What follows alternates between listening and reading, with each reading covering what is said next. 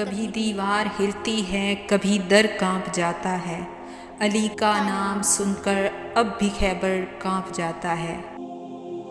دیوان اسلام کے معزز ناظرین، السلام علیکم۔ ناظرین، جب محمد مصطفیٰ صلی اللہ علیہ وآلہ وسلم نے مدینہ کی طرف ہجرت کی تو اللہ کا دین تیزی سے پھیلنے لگا اور آپ صلی اللہ علیہ وآلہ وسلم کا اخلاق دیکھ کر لوگ دائرہ اسلام میں داخل ہونے لگے۔ لیکن عرب کے بیشتر علاقوں میں مسلمانوں پر ابھی بھی ظلم کیا جاتا تھا۔ ان علاقوں میں ایک خیبر کا قلعہ تھا جس پر کافر اور مشرکین فخر کیا کرتے تھے۔ تب حضرت محمد صلی اللہ علیہ وآلہ وسلم نے مدینے والوں کو ساتھ ملا کر خیبر والوں کی اصلاح کرنے کا ارادہ کیا۔ اس وقت کئی لوگوں کا خیال تھا کہ ہمارے نبی صلی اللہ علیہ وآلہ وسلم ہر جگہ علی کو بھیجتے ہیں، اگر ہمیں بھی موقع دیا جائے تو ہم بھی اپنی بہادری دکھائیں۔ حضرت محمد صلی اللہ علیہ وآلہ وسلم نے فرمایا کہ اللہ کی مرضی ہے کہ خیبر کی طرف علی کے بغیر جایا جائے۔ اس وقت حضرت علی علیہ السلام آشوب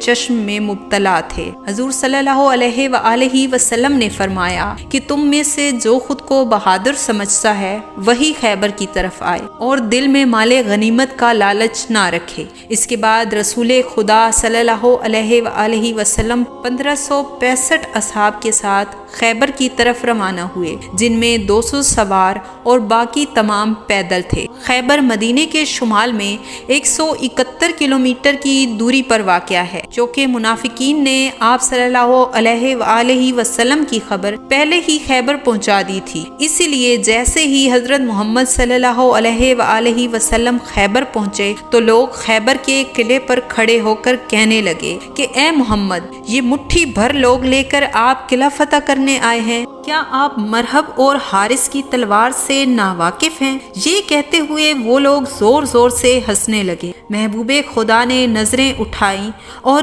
کہنے لگے، اے اپنی جھوٹی طاقت پر غرور کرنے والو، سنو، ہم یہ قلعہ 40 دن میں فتح کر لیں گے۔ مسلمانوں کے دل میں خیال آیا کہ منافقین کے پاس اتنے ہتھیار ہیں اور ہمارے پاس سوائے تلواروں کے کچھ بھی نہیں، لیکن پھر رسول خدا کی زبان پر یقین رکھتے ہوئے انہوں نے خیبر سے تھوڑے فاصلے پر خیمے لگائے۔ خیبر والوں نے کہنا شروع کر دیا کہ دیر نہیں کرنی چاہیے اور ان مٹھی بھر لوگوں کو مار دینا چاہیے۔ اس پر مرحب نے کہا، رکو، ان کے نبی نے کہا ہے کہ وہ 40 دن میں یہ قلعہ فتح کر لیں گے۔ اگر وہ ایسا 40 دن تک نہ کر سکے تو ہم کہیں گے کہ نعوذ باللہ ان کا نبی بھی جھوٹا ہے اور ان کا دین بھی۔ لہٰذا روز کچھ مسلمان علم اٹھا کر جاتے اور جیسے ہی قلعے کے قریب پہنچتے تو شور ہوتا کہ مرحب آ رہا ہے، وہ مرحب کے خوف سے پیچھے کو دوڑتے۔ اسی طرح 39 دن گزر گئے،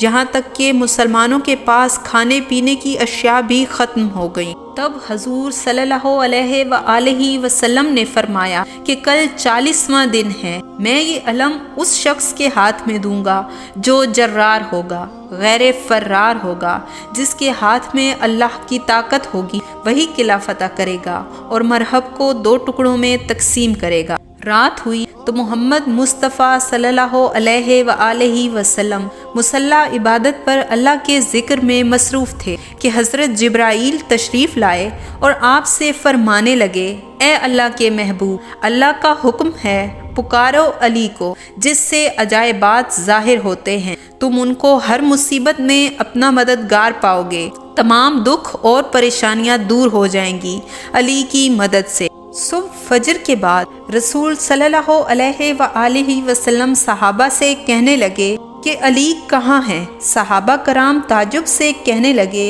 یا رسول اللہ، ان کی آنکھوں میں درد ہے اور وہ مدینے میں ہیں۔ اس پر رسول صلی اللہ علیہ وآلہ وسلم نے فرمایا، مجھے اللہ کی طرف سے خبر ملی ہے کہ جلد ہی علی ہمارے ساتھ ہوں گے۔ حضرت علی علیہ السلام کا نام سننا ہی تھا کہ تمام صحابہ کرام کے چہروں پر تبسم آ گیا اور وہ خوشی سے جھوم اٹھے۔ اتنی دیر میں امام علی علیہ السلام رسول خدا کی خدمت میں حاضر ہوئے اور بولے، اے اللہ کے رسول، اپنے غلام کے لیے کیا حکم ہے؟ امام علی علیہ السلام کی آنکھوں میں بے انتہا درد تھا۔ آپ صلی اللہ علیہ وآلہ وسلم نے اپنا لعاب دہن علی علیہ السلام کی آنکھوں میں ڈالا، پس اس برکت سے امام علی علیہ السلام کو شفا مل گئی۔ رسول خدا نے امام علی علیہ السلام کو علم دیا اور کہا، اے علی جاؤ یہ قلعہ فتح کر کے آؤ۔ پس حکم کی تعمیل کرتے ہوئے امام علی علیہ السلام علم لیے خیبر کے قلعے کی طرف بڑھے۔ پھر سے مشرکین قلعے پر کھڑے ہو کر کہنے لگے، اے نوجوان، کیوں اپنی موت کو بلاتا ہے؟ تم سے پہلے بھی کئی لوگ آئے اور مرحب کا نام سن کر بھاگ گئے۔ یہ سننا ہی تھا کہ امام علی علیہ السلام نے لکڑی کا وہ علم پتھر میں گاڑ دیا۔ سب حیرت سے دیکھنے لگے کہ لکڑی کا علم پتھر میں کیسے گیا۔ اس پر خیبر کے نجومیوں نے کہا کہ بلا حیرت 7000 سال بعد جب ولاد اور وصب کے ستارے ایک ساتھ آسمان پر کھڑے ہوتے ہیں تو زمین کے پتھر موم بن جاتے ہیں۔ یہ شخص نجومی ہوگا اور اس لمحے کے بارے میں یقیناً جانتا ہوگا۔ اسی بات کے دوران امام علی علیہ السلام نے اس علم کو مسلسل 3 دفعہ اٹھا کر پھر پتھر میں گاڑا۔ مرحب کو پھر سے حیرت ہوئی کہ یہ کیا ماجرا ہے۔ نجومی کہنے لگے، یہ بات ہماری سمجھ سے بالاتر ہے۔ جیسے جیسے یہ شخص علم اٹھاتا ہے ویسے ویسے یہ ستارے حرکت کرتے ہیں۔ لگتا ہے یہ ستاروں کو نہیں بلکہ خود ستارے اسے دیکھ کر چل رہے ہیں۔ پس مرحب کا بھائی حارث امام علی علیہ السلام کے ساتھ لڑنے کے لیے تیار ہو گیا۔ جیسے ہی حارث تلوار لے کر قلعے سے باہر آیا تو خبردار کرنے لگا کہ میں حارث ہوں، اگر بھاگنا چاہو تو بھاگ جاؤ۔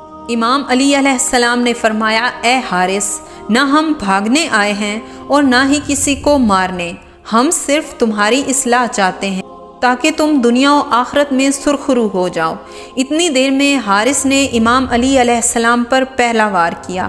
امام علی علیہ السلام نے اس وار کو روکا اور ایک ہی وار سے حارث کو واصل جہنم کر دیا اور اللہ اکبر کی صدائیں گونجنے لگی، جبکہ مشرکین سر پیٹنے لگے۔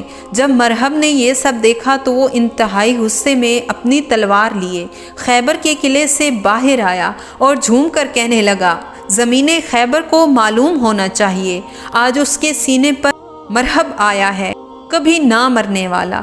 میری ماں نے میرا نام مرحب رکھا، جس سے موت بھی ڈرتی ہے۔ مشرکین مرحب کی بات پر خوشی سے شور مچانے لگے۔ اس پر امام علی علیہ السلام نے فرمایا، زمین خیبر کو یہ معلوم ہونا چاہیے کہ میری ماں نے میرا نام حیدر رکھا ہے، وہ شیر جو سانپ کو چیر دے۔ یہ سن کر مرحب کو اپنی ماں کی بات یاد آئی جس نے پیش گوئی کی تھی کہ جو شخص تمہیں مارے گا اس کا نام حیدر ہوگا۔ اسی سوچ میں مشرکین کی آوازیں گونجنے لگیں، مرحب اسے مار دو، مرحب اسے مار دو۔ مرحب نے نیام سے اپنی تلوار نکالی۔ امام علی علیہ السلام نے فرمایا، ہمارا مقصد تمہاری اصلاح ہے، نہ کہ تمہیں قتل کرنا۔ مرحب نے کہا کہ ڈرتے ہو، اور امام علی علیہ السلام پر وار کرنے شروع کر دیے۔ امام علی علیہ السلام نے مرحب کی طرف سے ہونے والے 3 وار روکے اور پلٹ کر مرحب پر وار کیا اور اسے اپنے پہلے وار سے ہی 2 ٹکڑوں میں تقسیم کر دیا۔ مسلمان اللہ اکبر کی صدائیں بلند کرنے لگے اور مشرک سر پیٹنے لگے۔ خیبر کا وہ دروازہ جو 40 اونٹ 40 ہاتھی بند کرتے تھے، امام علی علیہ السلام نے اکیلے اس کو اٹھا کر اس کا آدھا حصہ فضا میں پھینک دیا اور آدھا حصہ اپنے ہاتھوں سے پکڑے ہوئے تھے اور مسلمانوں سے فرمانے لگے، جاؤ قلعے کے اندر داخل ہو جاؤ۔ مسلمان قلعے میں داخل ہونے لگے۔ امام علی علیہ السلام دروازے کو پکڑے ہوئے تھے کہ رسول خدا صلی اللہ علیہ وآلہ وسلم اس دروازے سے تشریف لانے لگے تو امام علی علیہ السلام کے ہاتھ کانپنے لگے۔ اصحاب نے سوال کیا، یا علی، ہم اتنی بڑی تعداد میں دروازے سے داخل ہوئے، آپ کے ہاتھ نہیں کانپے؟ ایک رسول خدا دروازے سے داخل ہونے لگے تو آپ کے ہاتھ کیوں کانپنے لگے؟ اس پر امام علی علیہ السلام نے فرمایا کہ نبوت کا وزن امامت کے وزن سے بھاری ہوتا ہے۔ اس طرح جنگ خیبر بھی مسلمانوں نے فتح کر لی اور فتح کا سہرا بھی علی ابن ابی طالب کے سر سجا۔ امید کرتی ہوں ویڈیو آپ کو پسند آئی ہوگی۔ اگر پسند آئی ہے تو اسے لائک، چینل کو سبسکرائب اور شیئر ضرور کیجیے گا۔ اس کے ساتھ ہی مجھے دیجیے اجازت۔ اللہ آپ کا حامی و ناصر ہو۔